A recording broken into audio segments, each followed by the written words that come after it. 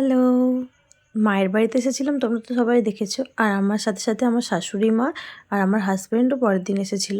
তো আমার ফেভারিট যেই খাবারটা সেটা হলো পাটিসাপটা আর দুধ পুলি।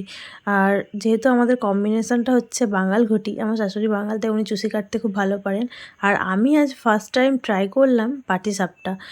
বেশ কড়াইটা ঘুরিয়ে, ঘুরিয়ে করছিলাম, সেটা নিয়ে সবাই হাসাহাসি করছিল, কিন্তু খেতে খুব সুন্দর হয়েছিল।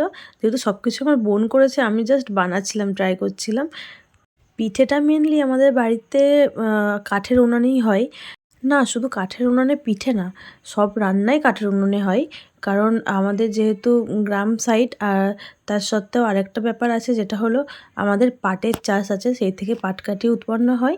আর সেটা থেকেই আমাদের জ্বালানিটা খুব ভালো হয়। আর মা কাঠে রান্না করতে খুব কমফোর্টেবল। আর আমিও যখন বিয়ের আগে রান্না করতাম, কাঠেই করতাম। তারপর আমার শাশুড়ি টুকটুক করে বাড়ির দিকে রওনা হলো, আর আমরা থেকে গেলাম। টাটা।